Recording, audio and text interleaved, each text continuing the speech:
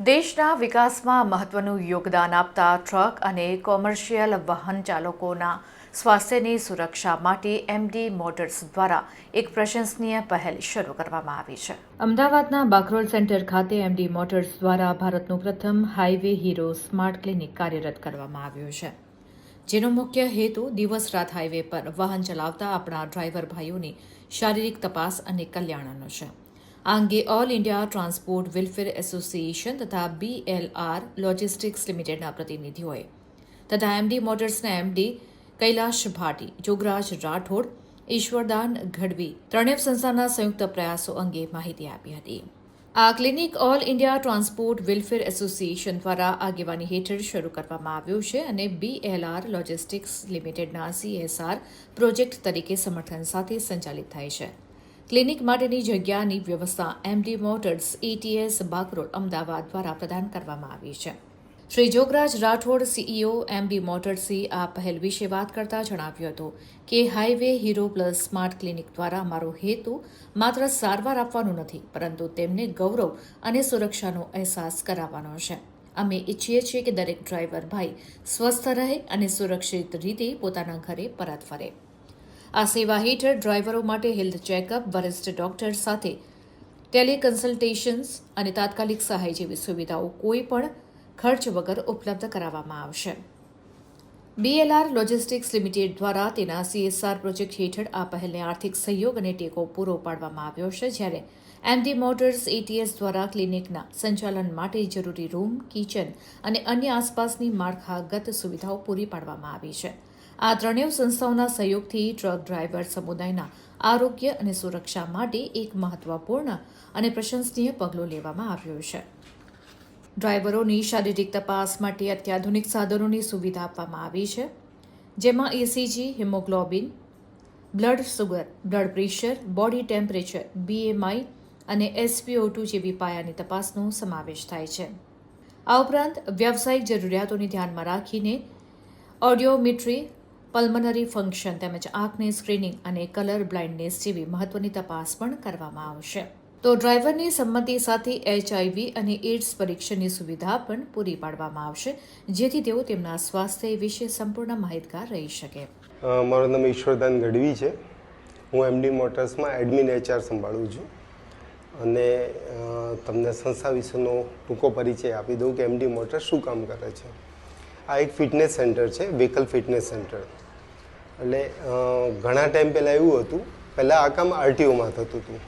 RTOની અંદર કેવું છે, RTO ઇન્સ્પેક્ટરના નોલેજના આધારે એક વ્હીકલ રોડ ઉપર ફરી શકે કે નહીં એવું નક્કી થતું હતું, બરાબર છે। પણ એના ટેકનિકલ ટેસ્ટ શક્ય નહોતા, એટલે ભારત સરકારમાં સ્ટેટ અને સેન્ટ્રલ ગવર્મેન્ટ બંને ભેગા થઈ અને એવું નક્કી કર્યું કે આપણે સ્ટેટ વાઇઝ ETS સેન્ટરો બનાવવા PPP મોડલથી, કે જેની અંદર ઇન્વેસ્ટર આવે અને દરેક સ્ટેજે વ્હીકલનું ફિટનેસ ચેક થવું જોઈએ।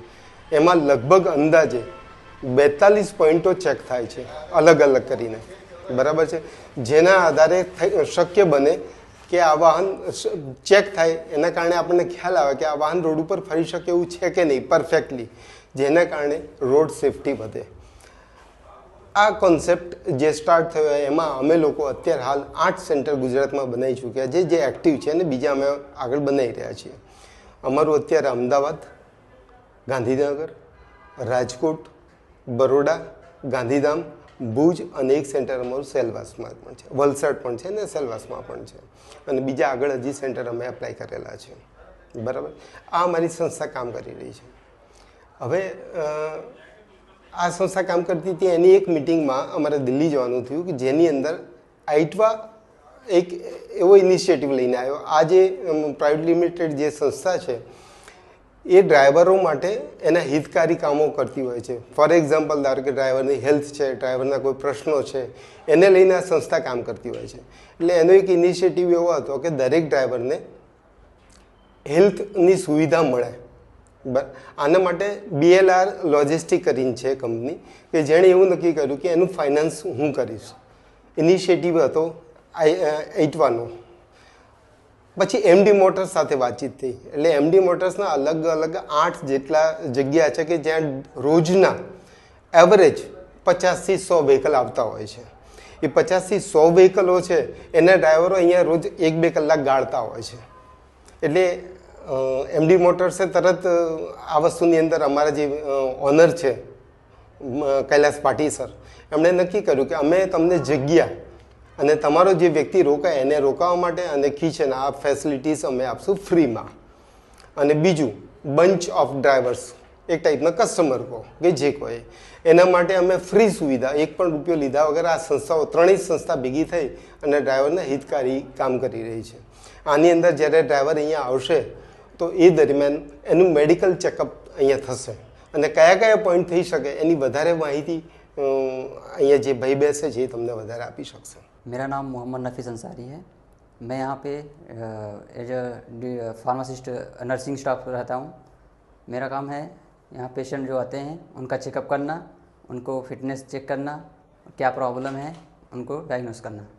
तो जब भी यहाँ पे ड्राइवर्स आते हैं तो उसका हेल्थ चेकअप कैसे होता है?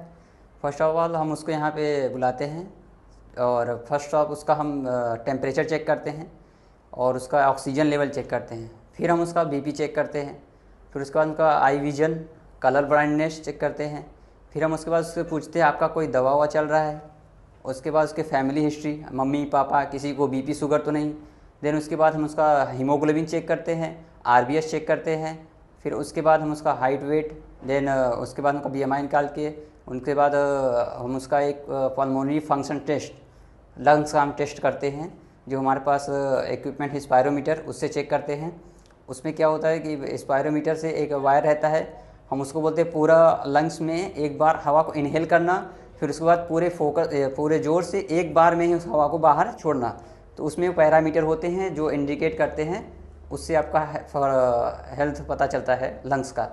देन उसके बाद हम उसका ईसीजी करते हैं. अगर कभी आपको कुछ दिक्कत लगे तो फिर आप उसको आगे कैसे कंसल्टेशन प्रोवाइड करते हैं? अगर किसी पेशेंट को कोई दिक्कत होता है, मान लीजिए किसी का शुगर ज़्यादा है या बीपी ज़्यादा है, तो हम उनको ऑनलाइन डॉक्टर से कंसल्टेशन करवाते हैं. डॉक्टर प्रिस्क्रिप्शन प्रिस्क्राइब करते हैं. देन हम उनको उस प्रिस्क्रिप्शन पे बताते हैं ये मेडिसिन है आपको लेना है, कौन से समय पे लेना है, कितना लेना है. और जो भी ड्राइवर्स हैं उनको अभी क्या क्या ख्याल रखना चाहिए अपना हेल्थ वाइज?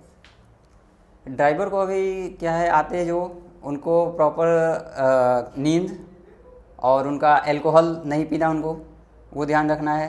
दूसरी बात, एंजाइटी स्ट्रेस से दूर रहें जितना हो सके. और व्हीकल को रोड पे चलाते समय स्पीड लिमिट में रखें जितना होना चाहिए.